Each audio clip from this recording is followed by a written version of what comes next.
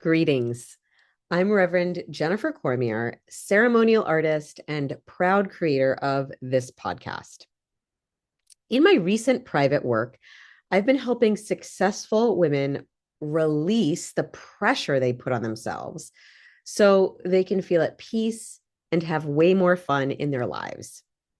This is exactly what we do at the Grace Collective, a virtual spiritual community of soulful, big hearted creatives who value authentic connection and joy.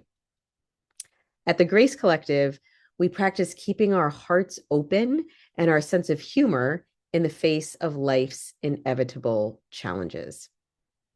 Just like you, we've each moved through various life losses, and we've risen up through the ashes. We're leaders, artists, healers, aunties, mothers, grandmothers who gather to heal, grow, and create together. We honor our bodies, the earth, and all beings as sacred, knowing that nature, friendship, and laughter are all good medicine for the soul. We meet at the intersection of spirituality, embodiment, and creativity as part of our activism and our legacy. So I welcome you if you are a soulful woman looking for more community, creativity, laughter, and fun. I invite you to join the Grace Collective. We're offering our listeners 1 month of membership as a gift. Visit www.gracecollective.us and check out the show notes for more details. I look forward to connecting with you there. Until then, I send warmth and gratitude from my heart to yours.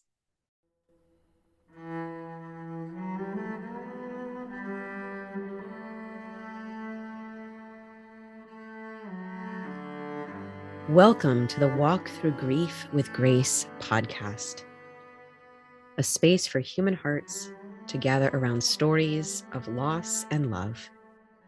I'm Jenn Cormier, your grief guide and host. It is my honor to have you join us through this sacred act of listening. May you receive something here that you need, something that is healing and calls forth your compassionate heart. We are so glad you're here.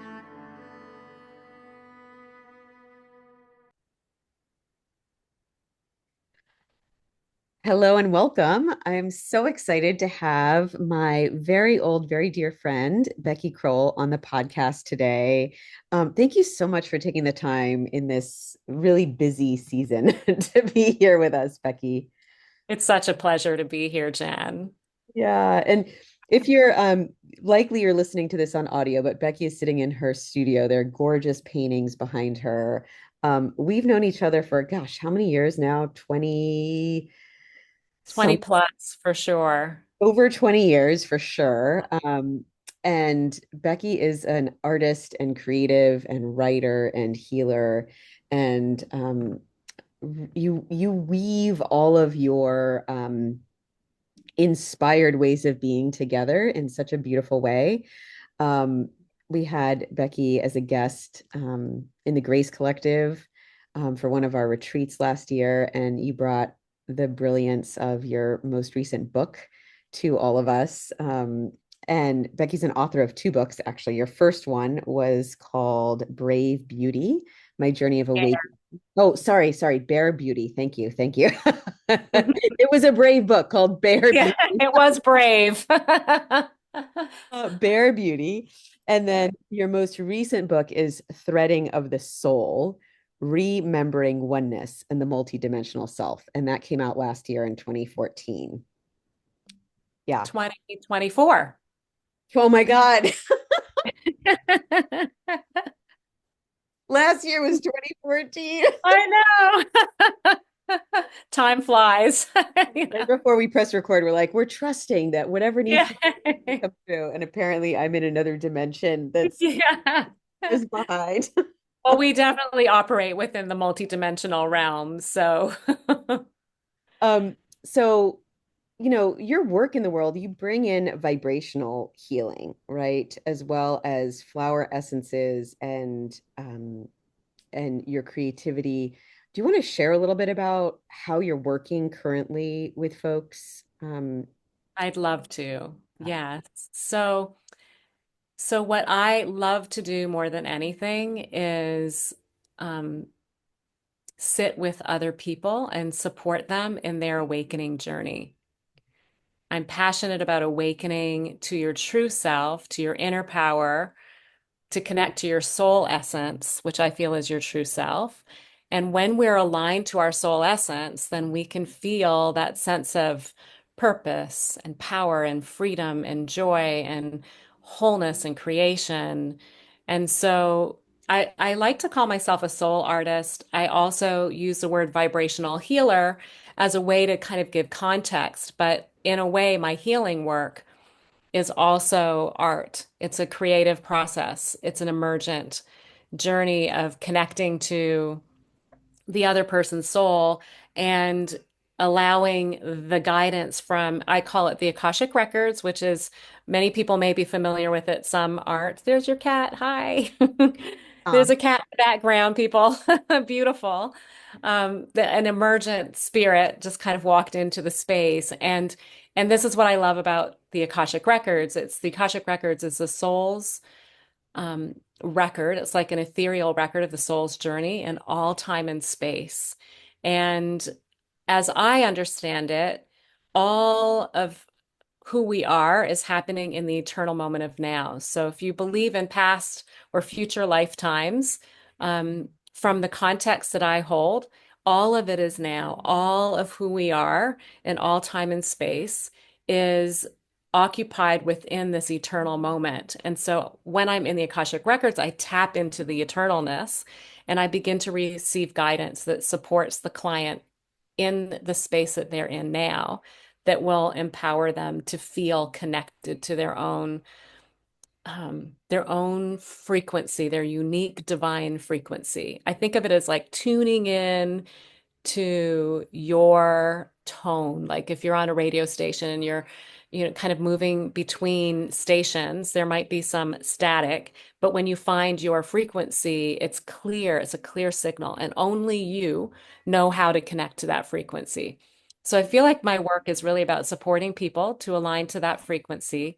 And I use the Akashic records with the guidance that comes through from their guides, their own soul, as well as Bach flower essences, which is a form of vibrational medicine that you take internally. It's not the aroma, it's energy medicine that helps shift any patterns of thought or belief that keep you from being in aligned with your true nature. And once we're in align, then things start shifting. And then I also use Reiki energy, which is a form of hands-on healing, which can also be distant healing, tuning into this beautiful, cultivated frequency of love, divine love that many people over a long period of time have tapped into. It's like a current of cultivated energy that a practitioner who works with Reiki can kind of tune into through sacred symbols and sacred prayer and support people and again in aligning to their true nature so that they can heal from within. So the healing happens from within, and the quote healer is really the one who is practicing the frequency, holding the frequency so that the other can align to their true nature, and then healing happens. mhm, I also do soul language, which is a type of light language, and this is another form of energy healing that is using sound and frequency and tones and words that come from another place and time that is holding the frequency of wholeness and creation. And I write about that in my second book, Threading of the Soul. mhm. So, Yeah, as you were speaking, that essence of wholeness, I feel like for those people that might be listening who've gone through some major loss in their life and they may be still really feeling some pain, some suffering around losing perhaps a particular person they loved, part of their life, that wholeness um, feels broken. You hear people talk about like, oh, my heart is broken, or I feel broken, or I'm feel like I'm in a million pieces, or I don't want to fall apart. There's so much language around Yeah. being not whole. And um there are two bits that feel important to highlight with all that you just said. One is that eternal now, Mm-hmm. because I speak about um, when folks are moving through grief, a lot of times it's like we get stuck in this holding pattern, instead of being able to be in that current of energy that is this divine love. Mm-hmm. Imagine it as a river. We get stuck in this little eddy around the past, and we want things to be different. We want to go back in time, a year back or some years back when whoever was still alive in the physical form. And and that can create um a lot of suffering for folks, and a lot of then patterns of of addiction, of behaviors that aren't necessarily in alignment with that our soul's path can Mm-hmm. happen. um so if somebody's listening and they notice that this feels true for them, that okay, I wish that I could go back to X, Y, and Z. How might you work with them, or what might you say to advise them in this moment? That's a beautiful question. Because I think a lot of people who are coming for healing are struggling with something. They're in transition. They've have a loss, whether it's a physical loss or a loss of the self, Mhm. not feeling connected to the self. And so, what I love about working with the Akashic records is that I'm tapping into their soul's guidance, their spirit guides. And I get a lot of very tailored guidance to support my client in whatever they're going through. Some people need to hear something different. I Mhm. don't think it's the same for anybody. And that's something I've learned along the way is that every human is different. Every soul is different. Some need to be kind of pushed and give a nudge to them and have a little bit more of an intensity about that kind of let's get back into the present moment. And then, most of the time I feel like I am guided to really support people in feeling. That's always really important, feeling what is present. Mhm. And the difference between feeling your feelings and all the other things that we do with our feelings is profound. So, for instance, often people are thinking their feelings. They're thinking they're feeling it, but they're really not feeling it. They're in their mind. That's not feeling. So, emotions, when they're felt, they move. There's that energy motion, emotion. When they're not being felt, if they're being thought, if you're spiritualizing them and, trying to think positively, that's another way of not feeling. Stuffing is one that a lot of us will do. We'll stuff our feelings. And another way in which we don't feel that that is interesting to me is emoting, where it's like an over emoting, and it's a way not to actually feel that real deep sense of grief that is occurring within.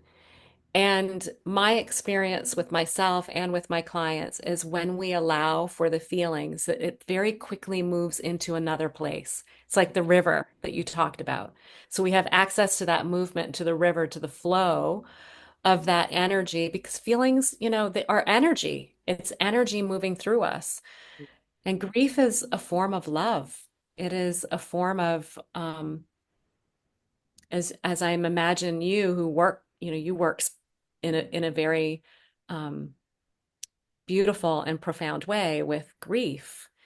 My experience with grief is my personal experience. All of us have experienced grief, and also the way in which I'm guided to support others in working with their grief or being with their grief. And any of the modalities that I use, of course, when we're focusing on aligning back to our soul frequency, we kind of begin to have access to that flow. There's more flow in that place. We're not in our head. We're not trying to be somewhere where we're not.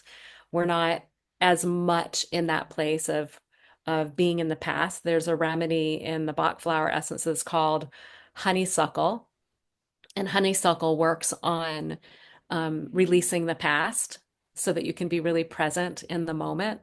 So it will very gently support that feeling of grief. It's not about getting rid of it, it's about allowing it to be catalyzed and metabolized within you so it doesn't get stuck, like you said.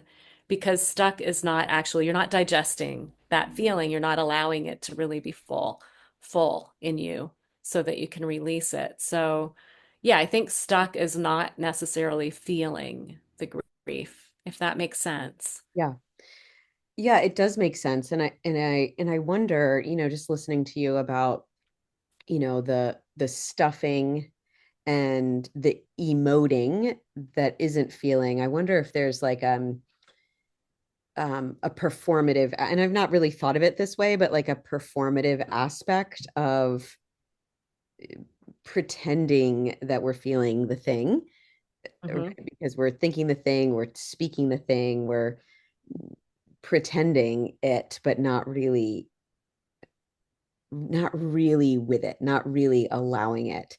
And when you speak about the motion, I feel like just that we've talked about this many times on the podcast. That's why it's called Walk Through Grief with Grace. Like the very act of walking, the act of dancing, the act of Mm. body work, receiving any type of movement on the system can really help. I've been in so many moments where I've started dancing or I've gotten a massage and the tears will just come, Mm. and I just want to encourage anyone listening to really allow that, Yeah. whether you're alone and you're in the woods on a walk, or you're in your kitchen and you hear a song, right? Mm. Or you're on a table receiving some body work, to really it's been so ingrained in us, I think, to not cry, to not feel, you know. Yeah, absolutely. I love movement as a way to allow the emotion to flow. It looks different for everyone. And I've been on a practitioner's table before and we'll have an emotional release without a thought. I have no idea what the emotional release is, but it's moving through me. And so when we're thinking our grief, that gets us stuck, right? Mhm. We're in our head, we're not feeling. We're thinking, oh my gosh, this person isn't going to be here. What am I going to do when I have I mean, I could just, I could go down that road of, what about when I need somebody to help me with this issue and my mom is always the one that does that and what will I do when she's not here? And I can put myself into a frenzy with my mind. But if it's coming from the emotional body, it really helps to catalyze it. And moving, I think, is a really powerful way Mhm. to move emotion through the body because it's very physical. It's incredibly physical, grief. Yeah, Um, yeah, yeah. I was in yeah. I was in a session last week, and it was interesting. The practitioner asked, what is, because tears were just coming, and Hmm. what is that about? And I'm like, I don't have no idea, And I said, if I were to, I would be making up a story right now if I were to try and tell you. It's like, I don't Hmm. know. Hmm. Um, Hmm. so yeah, it's so interesting. And and there's also a place for making meaning, and how do I use storytelling to connect and to create meaning, and that's also valid and beautiful. But we don't have to make it up just to Yeah. validate, right? Yes, and I don't think there's a right or a wrong way to do it. I want to be very clear about that. I think that each practitioner that is working with people is going to meet them where they are and where they are in relationship to the work that they're offering. And what I, pray for is that I could be present with whatever is going on with the person in front of me, that I could allow for that emergent knowing to drop in and not to have any kind of agenda or format that I'm following that will keep me from being able to really listen and receive what it is that the person is actually needing at that time. Sometimes they need to be, to be thinking their grief and until they aren't ready to do it. So I think the work that I do just supports moving more and more into the feeling of it, Yeah. into getting into the river of that movement, either physically, sometimes when I'm working with people, I'll just say you've got to get up and shake. Just shake your body. That's the message I'm getting. Let's just shake, and I'll shake with them so they don't feel too self-conscious. Yeah. It's like getting out of all of the things that keep us stuck. Mhm. Yeah. Mm. That's something that we do, every month in the Grace Collective. We have dream dancing with the ancestors, and, we create like a whole musical playlist, weaving songs that move us into one playlist. And to have a space that I think that that's important, however you do it. If it's, in community by yourself in your living room with a practitioner like you or me or whoever you find that's resonating with you in the moment, is just creating some space in your life to just allow what is. And I think that's the beauty of having a space like that where, okay, we've carved out the time, here's some music, and now we can shake or dance or, move the body however it wants to move, um, Mhm. so that we can clear out what needs to be cleared out and get to the next moment, Yeah. without. And I think of grief like anything that is painful to us, any kind of life contraction. I call them contractions. When we move through these life contractions, that they are there to grow us, to expand us, to evolve us. And so there's something really sacred and magical about the contraction times as well. And so I think a lot of us practitioners, anyone who's working with people when they're moving through a contraction or through a life labor, it's like more like a midwife to say, how can I hold space as this person goes through this time? Yeah. And then knowing that they are emerging on the other side of this. But when you're in the birth canal, it doesn't feel like it. It's painful. And some people have quick births and some people have longer ones.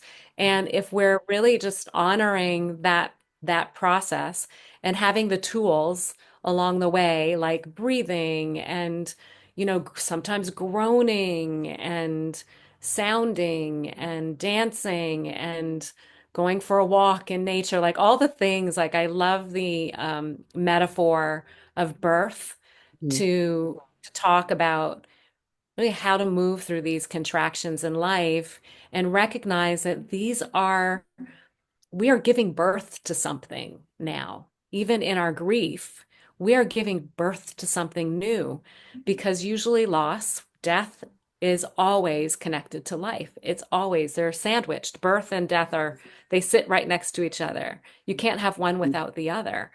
And so that is something I write about in my book, Bare Beauty. I use that analogy of the contractions, life contractions, and just reframing it so that we can feel like when we're in those painful times, that it is purposeful. Um, it's something that is for a higher purpose. And, you don't necessarily have to have that in mind, but just knowing that there is something on the other side of it that that is worthy, that is valid, and that's a part of the journey. That is what my experiences has been. And I don't think all births in our life have to be filled with pain, but what I do know is most of the experiences that are painful do give birth to something new in us. And I'm learning to be able to, just have more grace around that for myself and for the people that I love. And certainly for my clients, it's easier with my clients than it is for the people I'm really attached to, right? Like my kids or, my family members that I feel responsible for in a different emotional way, to have the grace to sit back and say, it's okay for you to be in this contraction. I don't have to fix it. I don't have to figure it out.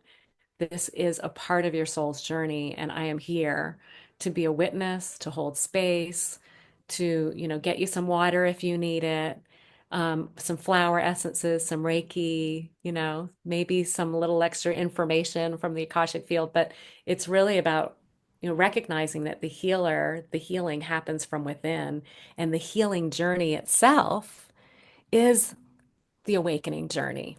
That is our awakening journey that brings us to this next level of expansion within ourselves. So I feel a lot of appreciation for the threshold of these transitions and the way in which um, they offer this opportunity for expansion. And grief is a part of that threshold that is so much a part of life. Yeah. Makes us live more fully. Yeah. Yeah. Yeah. And you know what I'm hearing, and this feels really important because I think people um, think about doctors and healers and therapists, like that they have the answer, right? We can go to this, well, I've got an acupuncturist or my medical doctor or whoever, and there will be an herb or a medicine or a surgery, or there's some answer that I need to find, and that's going to fix me, right? That's been sort of that's woven into our commercials and our movies and our you know general conversation, and that it's a different, deeper understanding that there's nothing out there that will fix us, even though we can have tools and things on our journey that will help. I love, you're a mother and you've given birth, and so am I. And for those of us who are mothers, we can kind of really get that analogy. And and if you haven't given birth, I think it's beautiful too to understand there's these contraction, painful closing moments, and then there's an opening moment, and then there's a closing moment, so that it's not a straight line. And I think we all think often, just like with business or with healing, like there should be a graph, and it starts at the bottom left and it goes diagonally upward forever to the top right. There should be an ever growing you know 20% growth at all times, right? Where it's like, no, it's going to go up and down and backwards and around in a spiral. And we'll feel like we're back at the beginning, but really, it's very, very much a labyrinth. And if we keep going, we'll get to the center. If we keep going, it's really, what you're saying, it's about the journey itself. It's not about the end. We think there's some kind of end Yeah. result, some kind of ta-da, I'm Yeah. fixed. Um, and what's so beautiful about what you're saying is, no, there's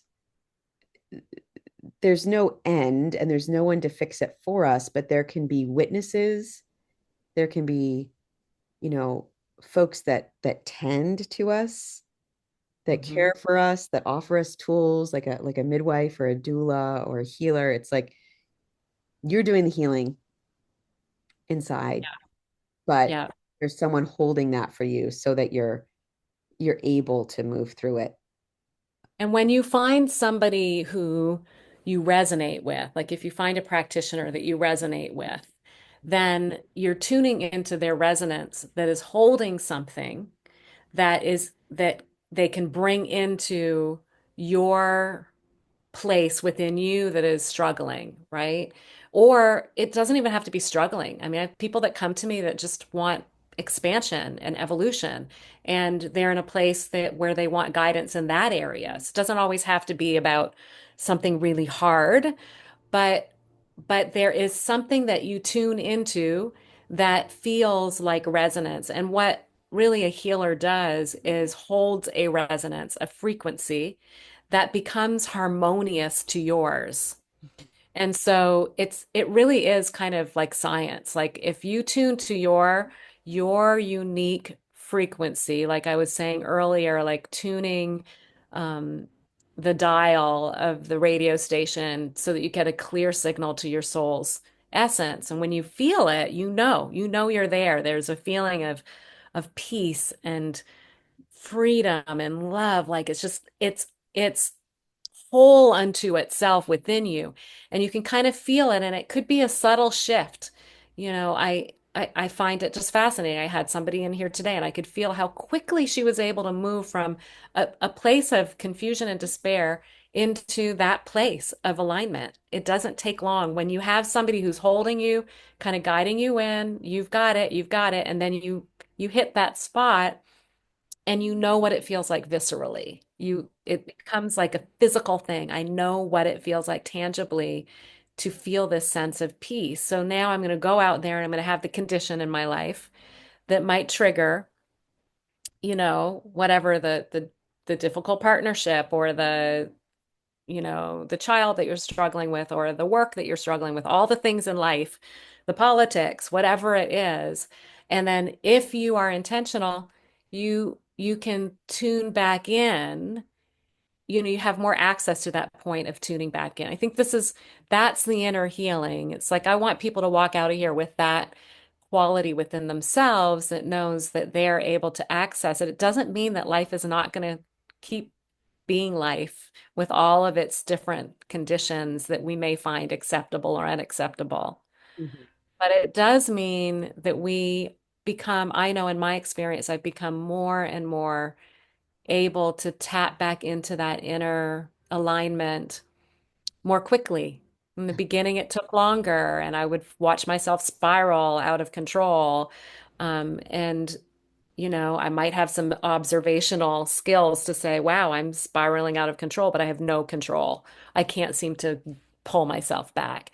And then eventually you get to this point where it's like, oh, I don't have to lose myself in this. And when we talk about grief and the loss, right? Like I think the greatest loss is when we lose ourself, when we don't have access to our own self, our own kind of inner knowing, our inner guidance, our trust in ourselves. I think that's why, when we talk about healing, nobody else can do it for you. It's about getting back in contact with who you are.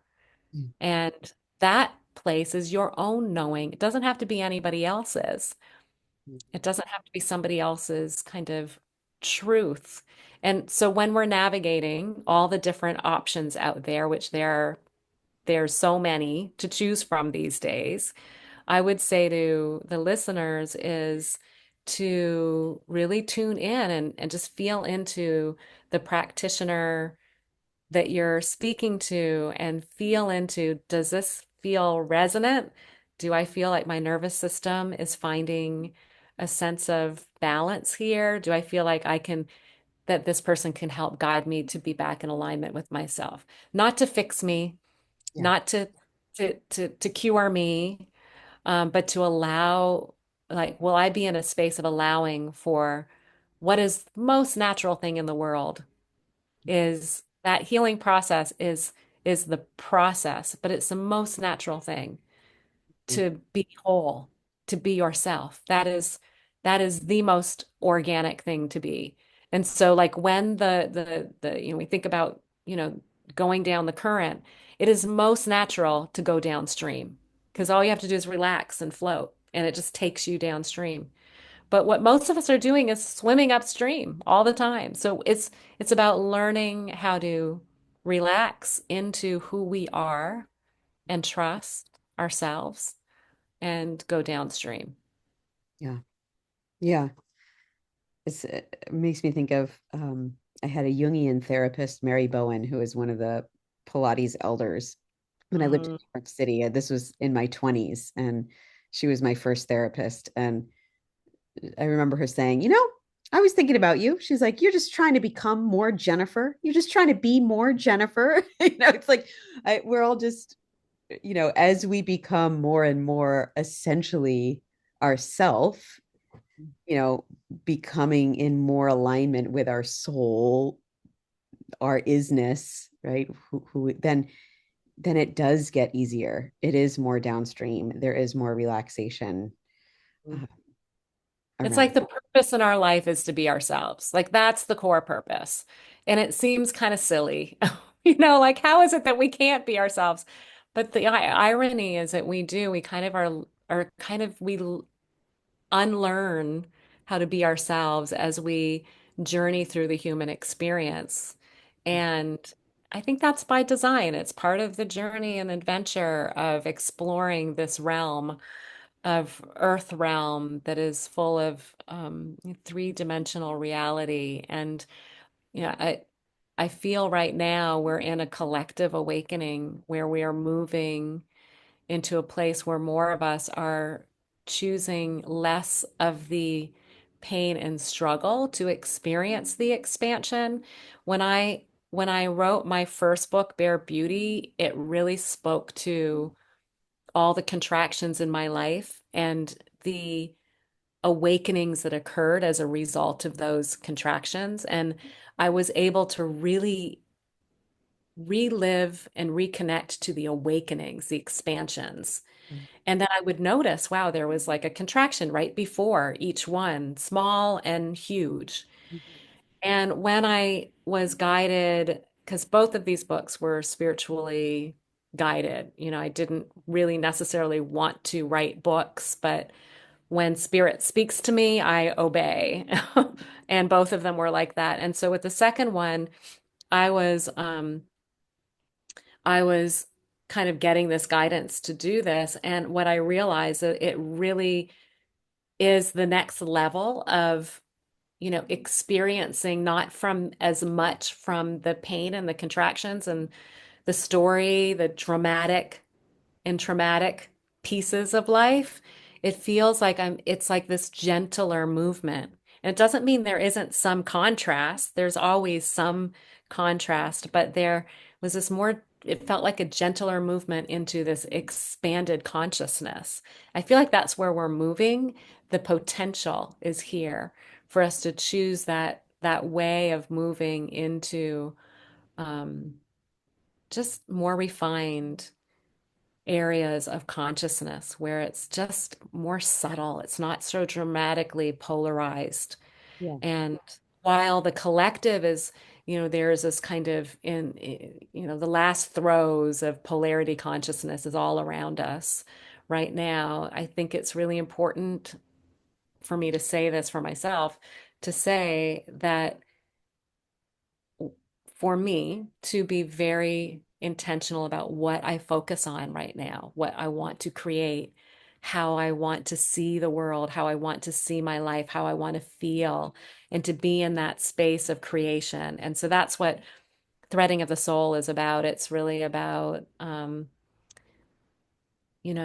imagination as a way to tap into soul memory and to allow that imagination begin to move me into a magical relationship with my own soul and to let that awareness drop in and guide me and not to get so distracted by all of the craziness that might be happening around, but stay really vigilant on what it is that I want to create.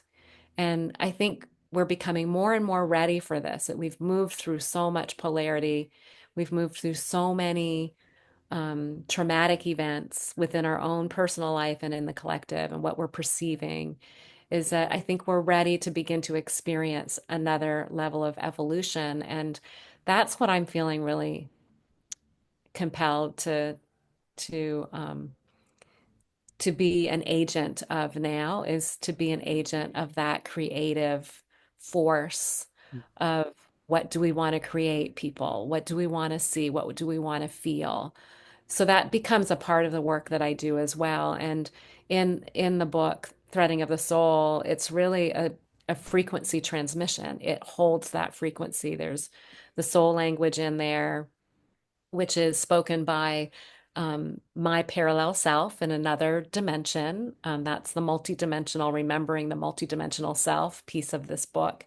And her name is Shahalaku, and she lives from a place of oneness consciousness. And as I tune into her, I become more and more attuned to that frequency, right? Like holding that wholeness, that creation, that emergent knowing is so much a part of who she is. And she speaks this language, and the language in the last few years has awakened in me. And as I began remembering the language, I started using that as a part of my healing work. And so it's going surpassing the mind. It's like you can't make sense of it. It just goes into a place where we don't need to understand. We need to inner stand, go into that deeper inner place. And it's just that inner standing is not mental.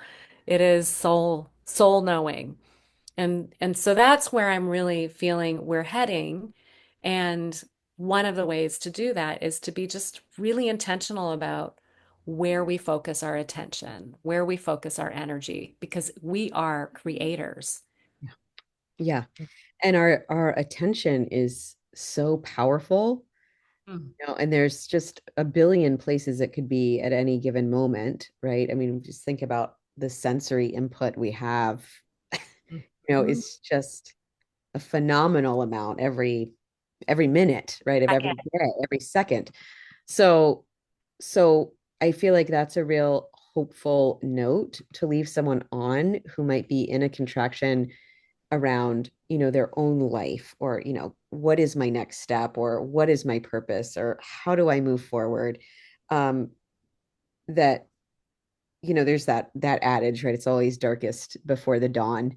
I think that's what Yeah. you're bringing us to, that if you look backwards, every big moment of expansion, there was a contraction beforehand. So just that gives me, I've given myself um some respite, Hmm. like going, Hmm. okay, this is feeling really, really hard.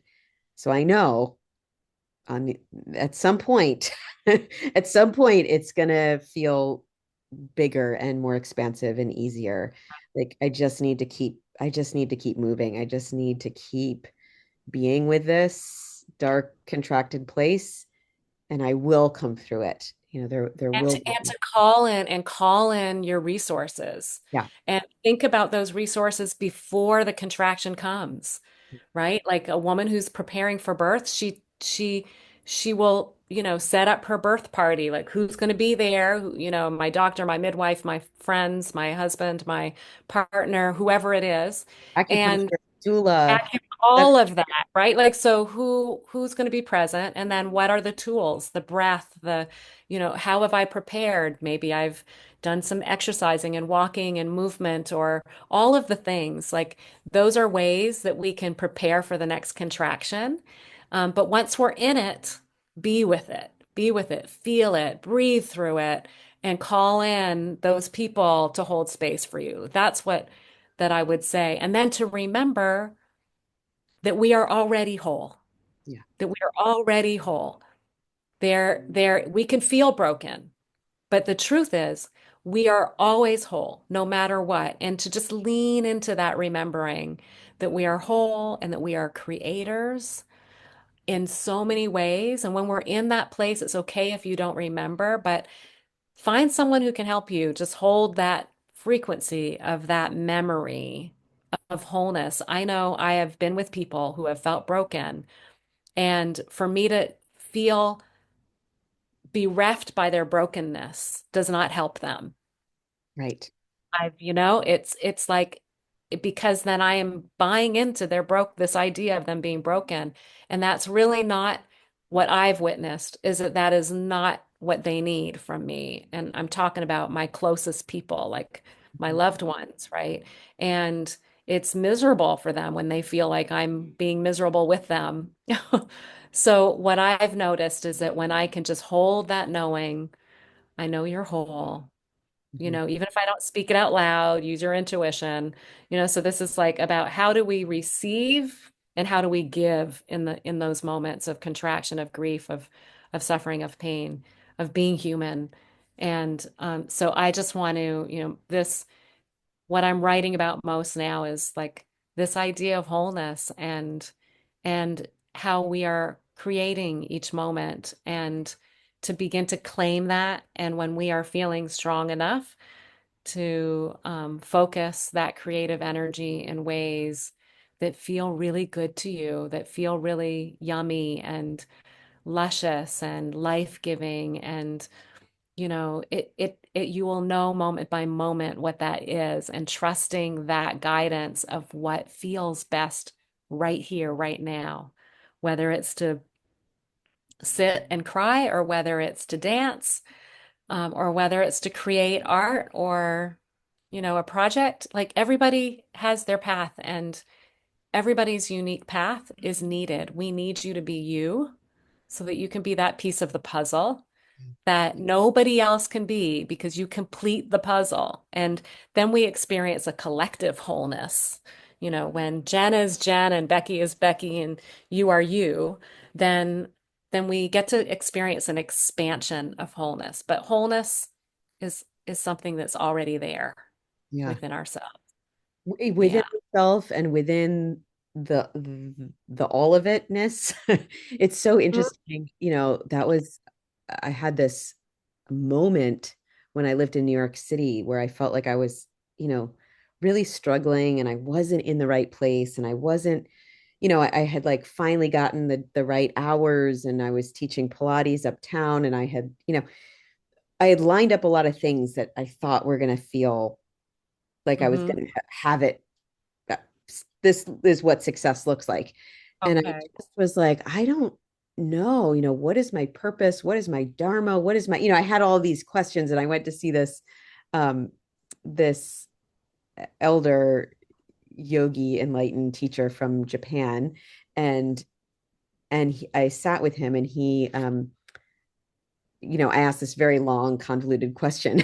And he just said, if you're not in your place or your soul's place, if you're not in that aligned place, then someone else needs to be in that place. So just move out of the way. Just if you don't know where to go, just move over. It's kind of it was translated from Japanese. So that's kind of what I took Yeah. away from it was like, oh, if this doesn't feel right, this apartment, this job, it just doesn't feel right. Someone else is meant to have that perfect shift. Someone else is meant to live on 24th Street in New York City. Someone else. Like it's not yours. It's I just mean, not yours. it's not Yeah. mine. It's not mine. Yeah. And it's not bringing me into that feeling of joy and peace and wholeness. So I don't know where I'm going, but I'm just going to start moving and see where I end up. And um, there's like a level of trust there to just Yes. trust that the next moment will catch us, Hmm. you know, Absolutely. Yeah, and and trust that the next moment will catch the people we love too, yeah, yeah, right? yeah. And it's just, it's ourselves and then those that we love that we want the best for. Sometimes we lose ourselves in them and wanting them to be okay. Um, have a lot of people, a lot of mamas who have that, including myself. I've had it. And so that's another form of like release, letting go, and trusting that each soul has their journey, and we don't know what this soul needs to go through in order to experience what they came here to experience. What, adventure, expansion, evolution that they're here for. We just don't know. We don't even know really fully what our own is. Right, We're in some ways it's like we're in the maze and we can't see, what's in front of us or where the end of the maze is, but our soul can from the higher perspective. It can look down and send us impulses and say, this way, this way. So that's following that inner knowing, that inner trust, and that urge that says, this feels right to me. yeah, Sometimes that feels like joy, peace, freedom. Like it can feel like that. Sometimes it feels like anticipation, like, well, when it feels right. And it may not be right to somebody else, right. but your own. Yeah. And that, those just intuitive impulses to, oh, go to that restaurant down the street, or, you know, Exactly. don't go there today, go over here, and you go, why? Why would I? Doesn't make any logical sense. And I think that that is so much of what, where we align, what we're sharing with people is to come out of that. It's got to make sense in our mind into the, it's a journey to get into the heart and into the gut and just let that impulse guide us without And it not, having. and this idea of the straight line that you were talking about, like it's more of a circuitous journey that we're on, like it's full of twists and turns and spiraling, and like that's the beauty of it. And yet we've been taught this is the straight line and this is what it's supposed to look like. And if you do this, this, and this, you're going to have that. And how many people do you really know that are happy with that trajectory? Right. It's really, you know, allowing yourself to be in that messiness and trust. There's so much magic in that place where it isn't a straight line. It's so magical. And so yeah, it's like not making yourself do something that feels wrong to you. Hmm. Hmm. And what's coming to me is trusting change. Recently I've been holding on to life as it is or as it was. It Yeah, might just be even routine, or, where you're living, or just what has been, and just trusting that change is coming, and yeah, just yeah. being with the atmosphere, just being with the atmosphere of the what isness and the change that is I love inevitable. I love um that. And that like that statement that you just said makes me think of flower essences right away. I think, oh yes, honeysuckle would also be good for that change, but also walnut for transition when you're moving through transition.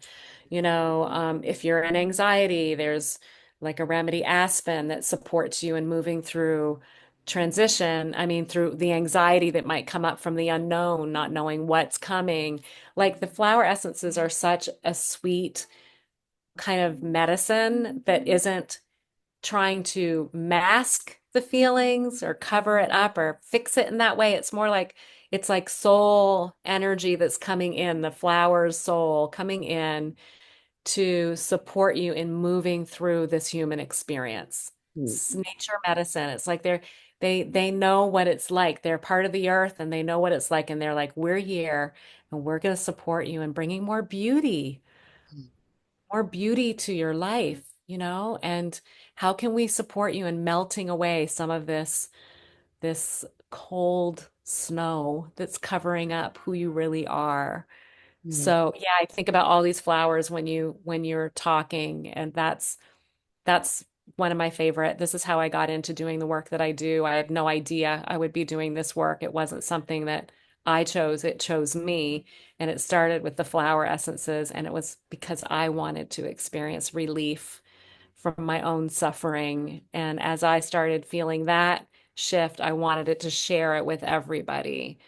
And isn't that how it is when we move into our dharma? It's like you just can't help but share it when you know it's medicine for the world and for yourself, and Yeah. magic medicine. Yeah, and maybe we can just close a little bit with the flower essences. So interesting that you say that.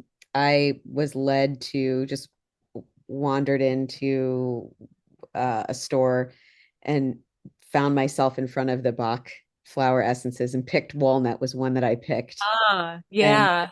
impatience, Shame. impatience. And so I know you mentioned a few, and I know that folks could, find a you could do a session with you, or find a practitioner, or do some research on their own, or just follow their intuitive gut and go, ooh, I need aspen, or that honeysuckle just lit up in Yeah. me when she said that word. Do you have any other sort of guidance for folks around, I know you mentioned a few particular flower essences. Um, is there any more that you want to say about?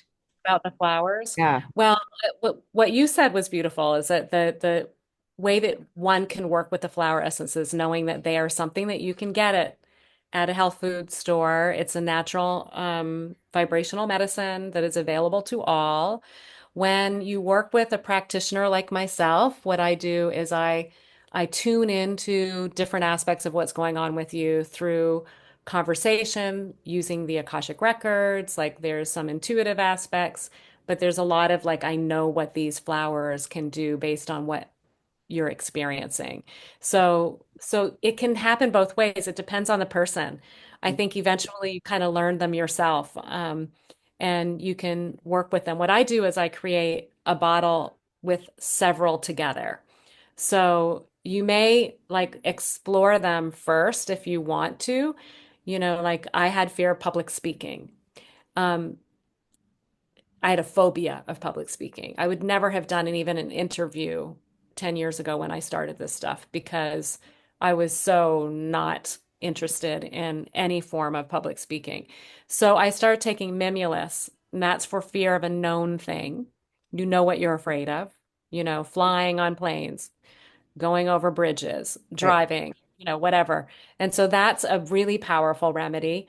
And that got me into the flower essences along with red chestnut. I'm just kind of sharing my own story.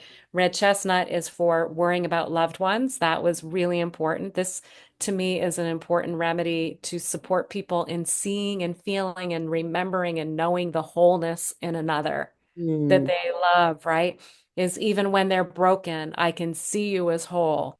And so when I'm taking red chestnut, it really fortifies that sense of knowing of others. So that one I think is a beautiful mother flower essence, but not just moms, dads and all people. If depending on your personality, you might have that tendency towards worrying. And it is incredible to be freed from that sense. So that those are a few. And what I do in a session with somebody, I call them soul sessions, is I will put together a mix of several. It can be up to 9 remedies in one bottle, and it will work on different layers of what's going on with the person. Um, Best not to do more than 9. 9 is the max, based on the Bach flower system and the guidance around how to use the system so that you can really see how the remedies are working with you. I also work with Lotus Way flower essences, which is a beautiful line of flower essences that you can either spray around your head. It has aroma and flower essence that works on its beautiful, beautiful blends by a local American company, and the woman who creates these remedies is just such an alchemist. And so she does the blends, and I have those available for my clients, and I'll kind of sense into which ones that would help them as well. So there are some beautiful remedies out there, and they're so gentle. I call them the humble healers because you may not notice that they have transformed your consciousness and your kind of state of being because it's gradual, because you're moving back to yourself, right? It's like when you stub your toe, you notice how that toe feels when it's in pain, but you don't notice your toe. Otherwise, you don't think about your toe. That's kind of how the flowers work. Like you'll often, sometimes it's dramatic, but sometimes it's very subtle and you just notice, wow, I've been walking on that toe doesn't hurt, hasn't hurt for months. And and so that's kind of how they work. They're very because they're restoring you to what is natural in you. What is your who is Jen? Who is Beki? Who are you? And so that I would just highly recommend that you explore them, give them a try. A lot of people don't know about them in the US. I've talked to many people and they're like, what are flower essences? They're not aromatherapy, they're not oils. They have no aroma to them. So it's not the same thing. It's a different kind of and those are beautiful as well. Like that's a powerful medicine as well, but these are different and they have their own unique way of working with the vibrational level, the etheric level of the body. mind and emotions more than the physical, but it can impact the physical body. If you have conditions in your body, it can actually create healing in the body because you've removed the emotional block or the cause Right. that's actually creating the physical condition. Right. So, yeah, I could speak about that for hours, but that gives you a good sense of it. Yeah, it's so great. So, Yeah. so for those who aren't familiar with flower essences, it's a great introduction, and love the invitation to begin to explore, and that they Mm. can affect that, the emotional layer of us, the root cause that can then, not only help us emotionally, but can also help us physically, because they're all Yeah, connected, it's right? all connected. All connected. Yeah, Dr. Bach, who created the system, was a traditional doctor initially, an emergency room doctor, and he saw people weren't being healed. This one person might be healed by a medicine, another one wouldn't. He was like, we've got to get to a more pure form of medicine. He ended up creating this system that's completely vibrational medicine. And he was focusing more on healing their physical conditions initially. And he noticed that when he worked on the emotional and mental, that the physical conditions would heal. So people would come with him with the physical things, and he would work from the emotional, mental level to clear the physical. So, it's pretty amazing.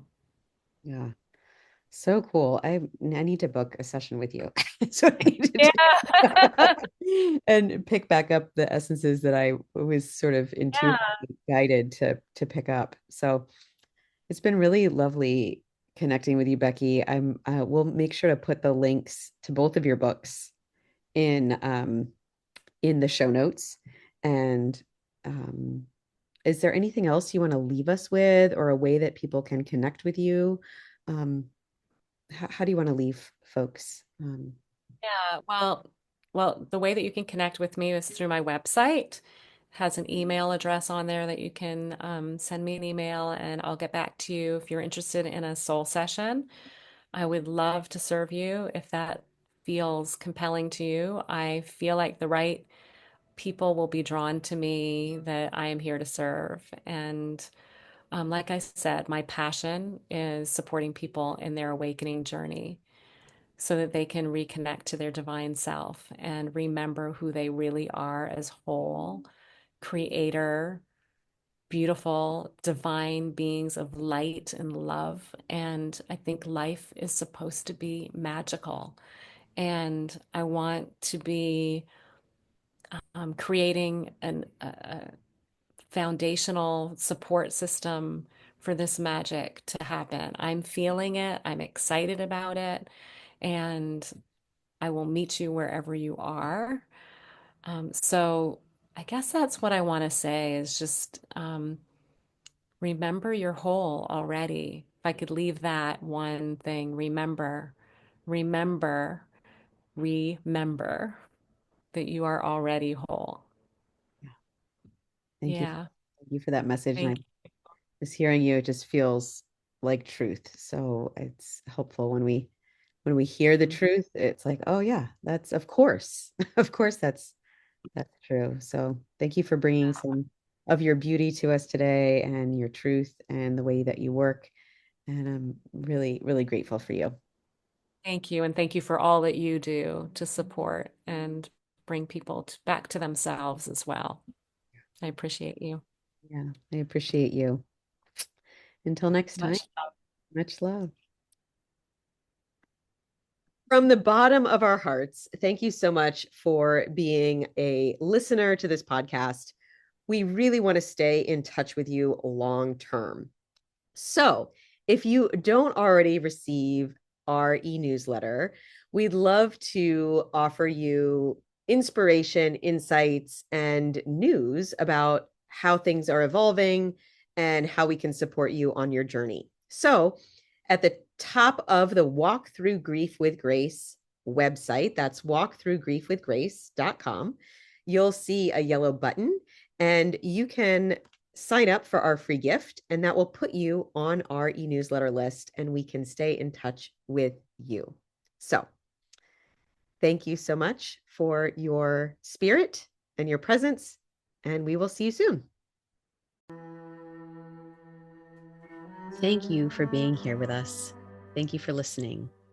You are a vital part of this podcast. You are why we are here. Let us close today by placing a hand on our hearts and a hand on our bellies, feeling our breath move through our bodies. May we feel connected. May we be at peace. May we be love. As we breathe, let us acknowledge that in this moment we are, in fact, alive, and this is a miraculous gift. Let's bow our heads gently to our hearts. Thank you for listening. Thank you for showing up.